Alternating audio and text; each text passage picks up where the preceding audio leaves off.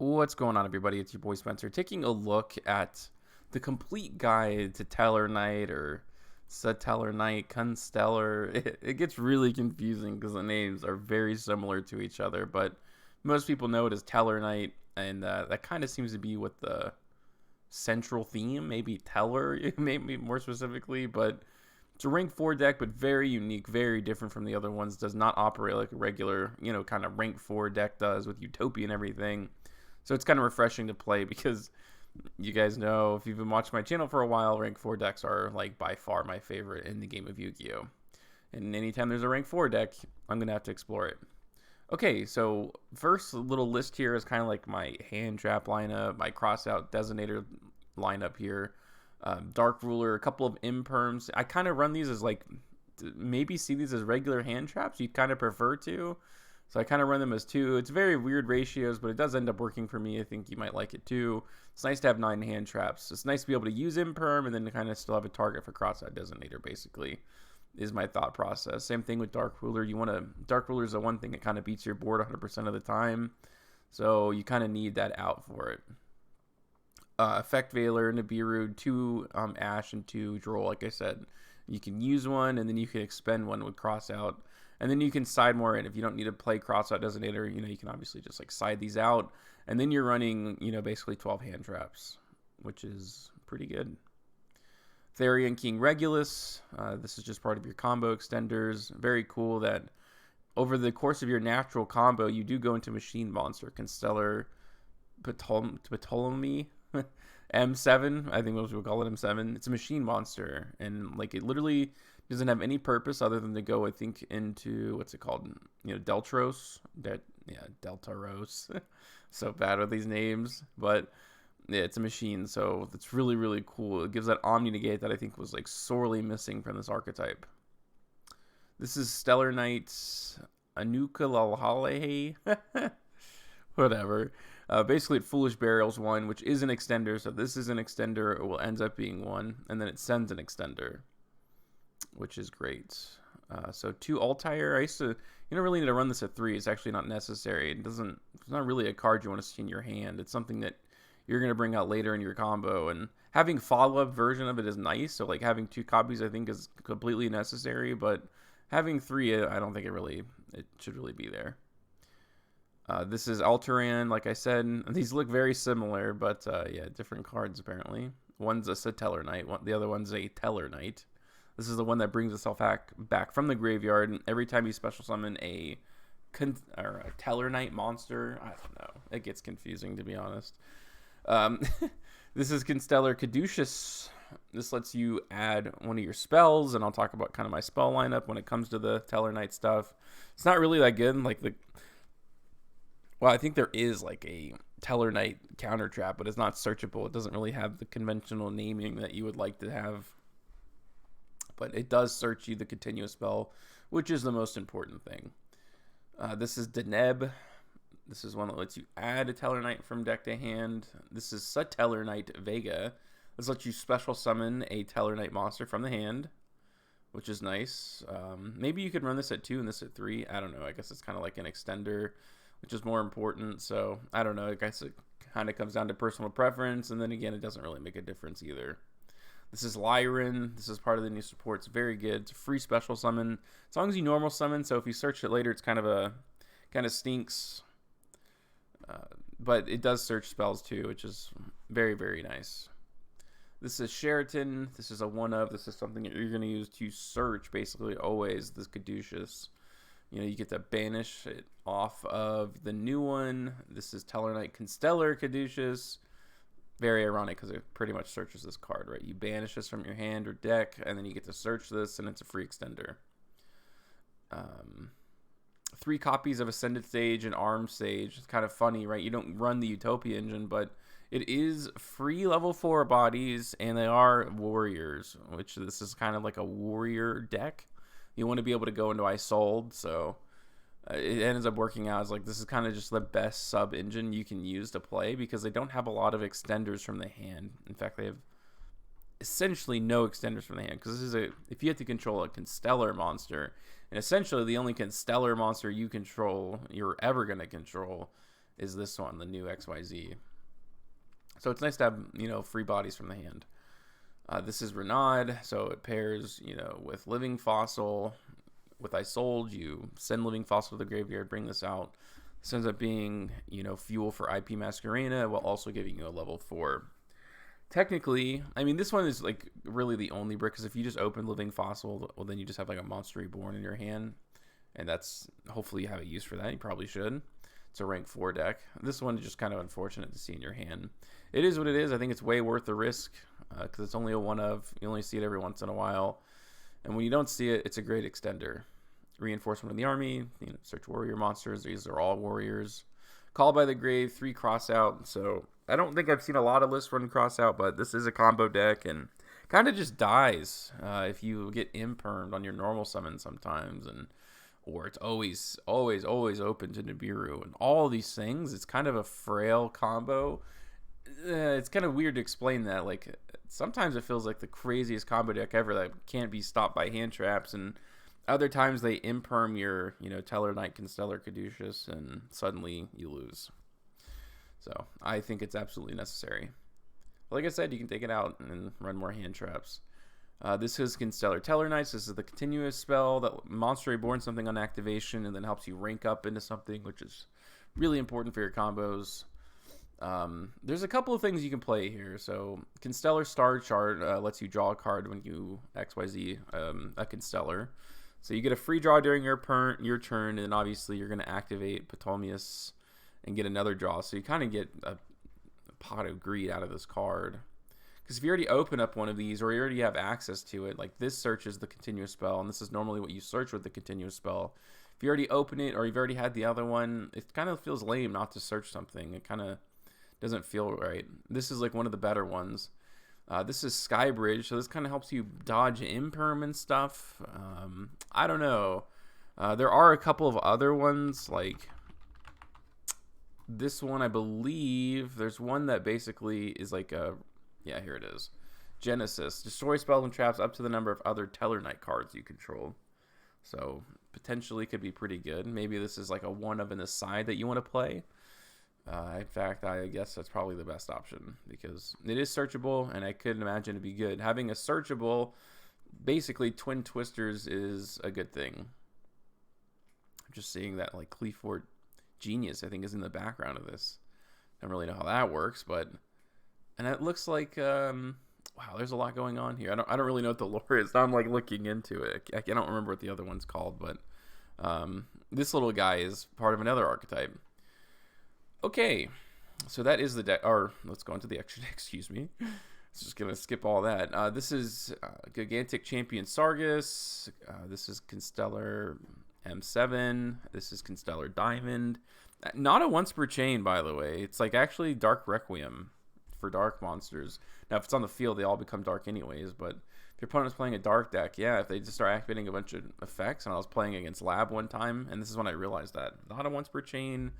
It's a quick effect, negate, destroys, so very, very good card. It also prevents your opponent from sending cards to the graveyard, so it's kind of your win condition against Branded. This is Deltros. I've been talking about this card a lot. Stellar Knight Triver, basically just fuel to put underneath Ptolemaeus. I mean, technically every once in 100 duels, you'll be able to hard make this thing and, you know, bounce off your opponent's card, and that is what it is. Tornado Dragon. You could also replace this with Zeus, but I don't know. I've kind of found more use for this. It kind of feels weird, and honestly, it's probably a crime for me not to play Zeus in the main deck, so to speak. I'll kind of explain my sighting theories here in a second. Gaga Magician is great to help you abuse your Deltros. You just bring it back. You know, link these two off for some sort of link summon. You get another body out of it, and it's pretty cool. This is Merrymaker, so this helps you go, obviously, into your Sargass, and yep, you already have a machine in the graveyard over the course of your combo because of M7. We're talking about Ptolemaeus, a very good card. Appollousa, Knightmare Unicorn, I Sold, IP Masquerade, and Access Code. So, Access Code is basically my replacement for Zeus in the extra deck, so to speak. I feel like it's completely super necessary. You kind of don't have that. There's a lot of times where you need that finishing punch, and Zeus doesn't really give you the finishing punch, right? It clears the field. And you also, like, link monsters are definitely going to be going into, and you're going to have, like, all this extra link material. It's going to feel very empty, and you're going to kind of wish you had a lot more to it. And I think access code is kind of the answer to that. I like it personally, and, you know, this is what I go into blind going into any game. And then if it's really necessary, and this is kind of where the siding comes in, you know, I'll side out basically this little package here, like Tornado Dragon probably I'll take out, and whatever else. That way I can play Zeus when I know I'm going second, versus, like, you know, you want to have the highest ceiling possible when it comes to your combos and everything, and you can kind of maximize that. You can side in Zeus, right? That's usually a very good card to go into, but not really something I feel like you should use your, like, extra deck space for initially. Just my opinion, but everything else pretty, you know, standard. Evenly matched, Lightning Storm, Nibiru, Dark Ruler. Stop me if you've seen this before, you know. Okay. So let's go ahead and I'll show you a combo, and then I will show you all of my gameplay video I have for this. So here's the idea. This is what full combo looks like. If you have 3 level 4 bodies, basically you can put up a pretty wild board. Like I said, these cards here are just free extenders, which is always pretty cool. This is a free body, you know, Labyrinth. It's kind of just follow-up. If there's just a Tellarknight monster that special summon from hand if you controlled one, much like this card, but not a Constellar monster, phew, the ceiling of the deck goes up so significantly, which is weird to say, but it's, like, really, really true. You know, Deltros can go ahead and pop itself, and that can help you bring out the Altair, and then Altair can bring that back. Now you can go ahead and go into Isold, which is going to trigger Deltaros. You can chain block with Isold to add another free body. Again, it doesn't really matter because it doesn't do anything, but it is nice to have a lot of follow-up. Like, that's really the cool part about this deck. And, well, the best thing is if you have a rank 4, you can do a combo, which is nice. Not relying on 3 level 4 bodies like most rank 4 decks do, but yeah, this is pretty nice. You can just bring everything back. I can go into Gaga Magician. Like I said, you can just keep bringing these things back. Deltros, Appollousa, that can bring out a free body. And then there we go. I can go into Regulus, which is so cool because this is also just triggers, right? Like, I can do this during my opponent's turn, but there's no real pressure for me to do it at any time. Anytime, you know, I can wait to use Sargas's interruption to either bounce or pop something. And Ptolemy's just sitting there, you know, for later on. I think this is against the bot, so I just want to kind of show you what the interruption looks like. So my opponent's probably going to, you know, it's just the bot, and he's just waiting for something. And there we go. I can go into Constellar Diamond. I can pop a card that brings itself out. This pops another card. I still have IP Masquerade. I still have Regulus. I still have Appollousa. I still have Constellar Diamond. And I still have Appollousa in hand. I still have Ash Blossom in hand. So very, very cool. So let's take a look at kind of what this looks like. Let me show you a match I had against Labyrinth. I got crushed in game 1, as you might imagine. It's very hard to beat Lab, you know, first game if they get to go first. I tried to surprise him by letting him go first. So I was hoping maybe he signed in Sphere mode, and I was like, this is my chance. Here are my Ealing matches. Here are my Lightning Storms. Here are my Harpies. And I don't see any of that. So I'm going to have to make do here. Okay, so he's going to set a couple, and then he's going to go for Silver Castle. Yeah, this is exactly, like, this was my only chance, basically, to win this.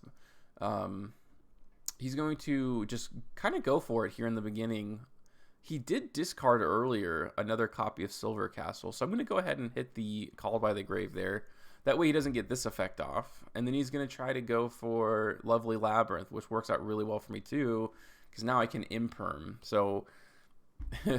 No, I didn't open up Harpies, but maybe that would have been worse. Like, by far it would have been worse. Okay, again, Lyran's actually not bad, like, in this scenario, because I did open up, you know, the continuous spell. So I am going to be able to get that search. I'm going to be able to get 2 unique searches here, actually, because, you know, I can grab the continuous spell here, and then this can also grab me, like, the quick play spell. So that's kind of nice. Yeah, I can just go ahead and bring this out, and I can get another search here. So I guess if this last card was like Imperm or something, you know, I'd be able to use it. Okay, I can bring Altair, and then Altair can bring this back, and, you know, here we are. Like, I kind of pretty wild that like it called by Emperor was like the only thing that was needed to beat Lab, because now he's just a sitting duck. I think pretty sure the other one is also like a big welcome Labyrinth. Gaga Magician. I can bring that back, and you know I can pop a couple cards now. It's pretty cool. The pop's based on the number of light and dark XYZ monsters you have. So if you bring this out later in the combo, you can pop 2 cards, which is really, really nice. He's going to be able to get a search, but that's fine. Like, I'm kind of like getting so far ahead in advantage that it doesn't really matter. Here comes Appollousa. He's going to try to, I think, set. I'm just going to go ahead and negate there. Why not? And then I can go into Merrymaker. This is nice.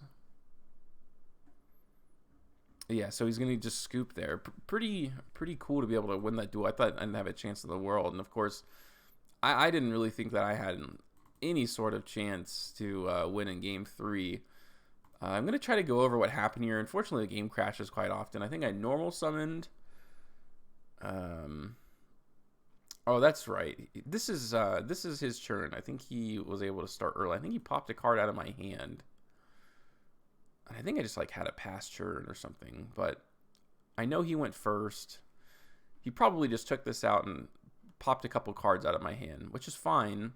You know, unfortunately, I can't respond because with Ash Blossom, when he tries to bring out these big welcome cards, or the kind of the boss monster ladies of the deck, because I can't respond to with monster effects as long as it's on the field. So very, very good. The funny thing is that these 2 cards are actually better, you know, to have in my hand or in the graveyard than they are really in my hand. If I can just Monster Reborn this, then I can bring out, you know, the other one that special summons itself from the graveyard.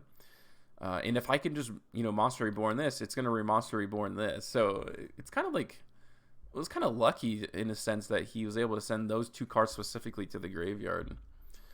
Right? So I can bring this back, and then I can bring this back, and that's going to send something to the graveyard. So, you know, his double lovely Labyrinth was actually really, really nice here. Look at that. He started with Pot of Extravagance, too. I mean, this is pretty wild. Okay, so I can start making my plays here. I think I'm going to start attacking this, because I think in the graveyard he had a...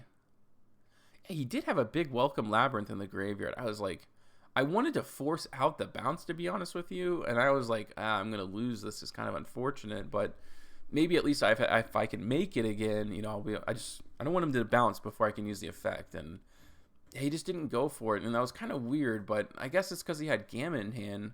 You know, I had Ash, and you may think, like, oh, it seems like kind of a waste, so I'll just use Gamma again, but yeah, not really, because if I get this search, and if I can just bait him out, you know, using the Caduceus, I don't know if that's how you say it, but then I kind of win. Like, I can still full combo here, and that's exactly what I do. So it's kind of funny how, like, sometimes this deck will lose to Imperm, and other times it looks so resilient, right? Like Gamma and all these other cards, and he, like, ripped 2 cards out of my hand. He had Gamma, and it's actually, like, it's not going to be enough. It's very strange. Yeah, that's the cool thing. Like, most of the time, you know, this card pops itself, but it doesn't have to. It can just, like, pop a card on the field, and then you just link it off, and that can make a big difference. I can go into Skybridge here. And then I can go into Spriggans, adding the Regulus to my hand. So, like, this ends up being a pretty good setup just because of how simple it is. As long as I can prevent him from getting his big bodies on the board, I'm in a pretty good spot. Now, Sargus doesn't really do anything, but that's why I have IP Masquerade to, like, go into Unicorn. And the Regulus is still online. Like, I think I need to be a little bit more proactive. Like, I don't want to waste my Omni Negate, you know, on his, like, big welcome. I'd rather save it for something with only 1 card in hand, too.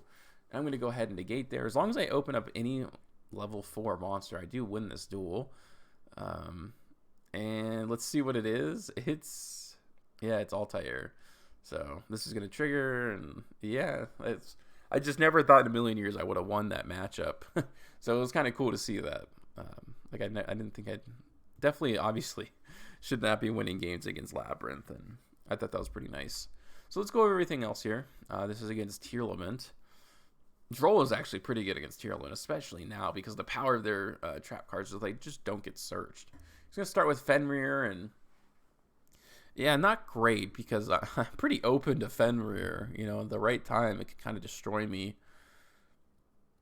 If you get to go first against Tyr, it's insanely good because if you can just make Constellar Diamond, then what is your opponent going to do here?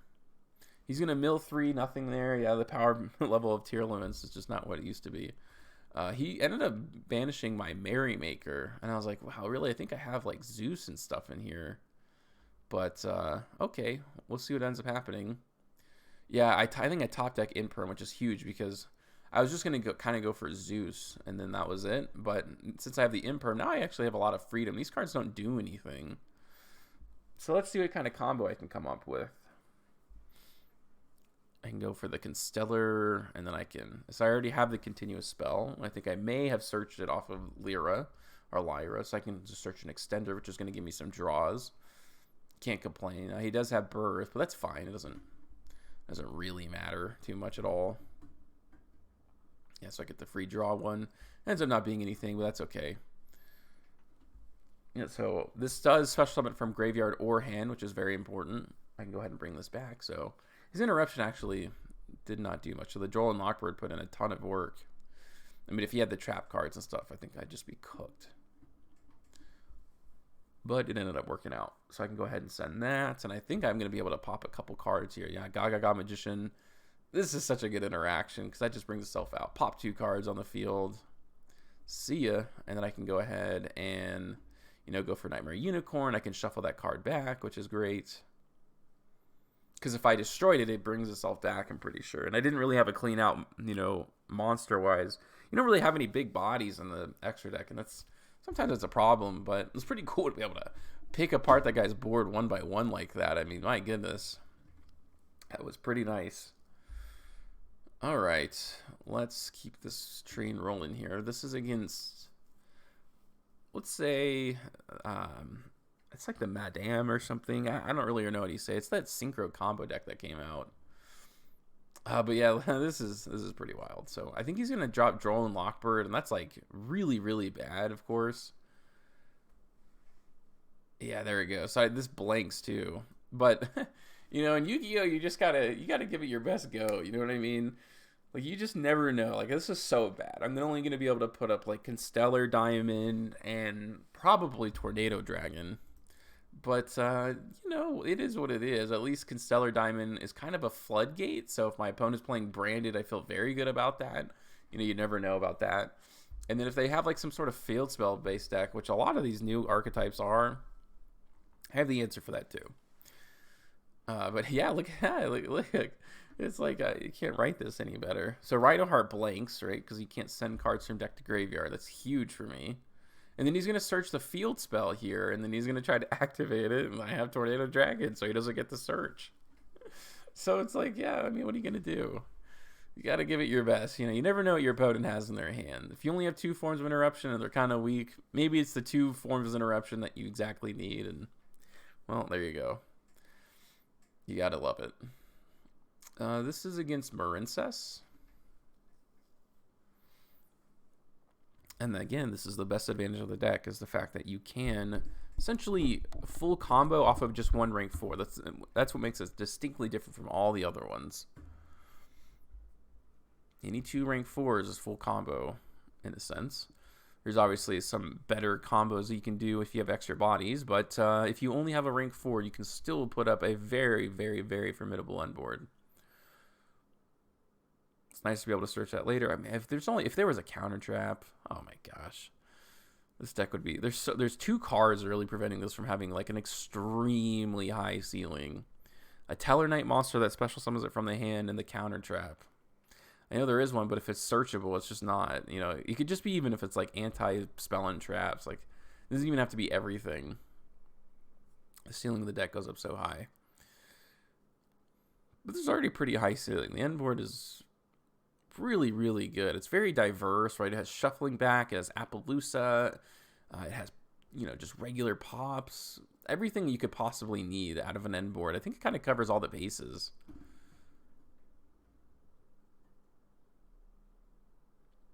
I think, yeah, I was going to say, I think I should have brought out the one that brings a level 4 out from hand. Although, yeah, you can't bring itself out. How unfortunate. How unfortunate. So this is like the basic end board here. So I'm going to go ahead and pop a card here, and then I can go and switch those off and go into Knightmare Unicorn, getting rid of everybody he has on the board and most decks like that, especially Marincess, if you can just get rid of like their board presence immediately, there's not really any like free extenders they have from the hand. Like 99% of the time they don't.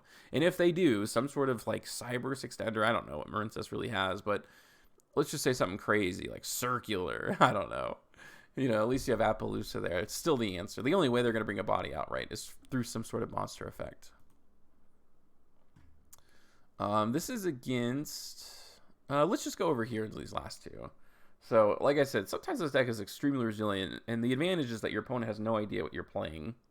Probably, right? Most people don't know what Tellarknight cards do. So you can go ahead and normal summon there, and that's going to trigger the Lyran, and then he's going to go for Gamma. Okay, that's not very cool, but I am going to be able to bring that out, so I can send my extender a little bit early. It's always really nice, because then you can do some other wacky stuff. And then he's going to go for Called by the Grave on the Lyran. Okay, we're still cooking here. I can go ahead and special summon this, and then I can, you know, bring that back. No use to pop anything. I guess I could pop the game if I really wanted to, but not super necessary. And then he's going to go for Nibiru, and that's why I run Cross out. You know, sometimes you just kind of have to have that that discipline, right? When my opponent activated Call by the Grave, I could have easily just chained Cross out and, you know, banished my own, but like it didn't really even do anything. So I think this is proof that you definitely need, you know, Cross out Designator if you want a chance to win some of these games. But that's nice. Called by Gamma, and then Nibiru obviously got stopped. It's pretty cool to be able to do that and just like have like full combo, like unimpeded, everything I could ever want out of my end board. To still be able to do that. And I'll just show kind of one more example again. If your opponent just doesn't really understand the deck, they'll just hand trap you at very weird times. It doesn't really affect you too much. He's going to go for Ash Blossom, and it's like, oh, okay, that doesn't really do anything, so that works out for me. And then he goes for Imperm too, and this is, yeah, it's nice to be able to dodge that.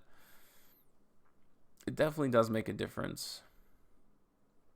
Yeah, you can tag it out and bring out the one that brings something out from your hand. So it's kind of cool, to be honest. It's kind of neat. Yeah, so Ash, Imperm, and then Bestial. Now, if he would have just waited for like the Deltros, the Bestial would have been way worse, but that requires a lot of patience and a lot of knowledge of how this deck operates.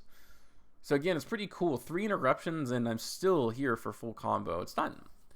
Some decks are very like narrow and straightforward, and this doesn't really count as one of those, and I think that's something that like really works out in this deck's favor. But yeah, that is Tellarknights. Let me know what you guys think about this in the comment section down below. Other than that's going to do it for today's video, and I will see you guys next time.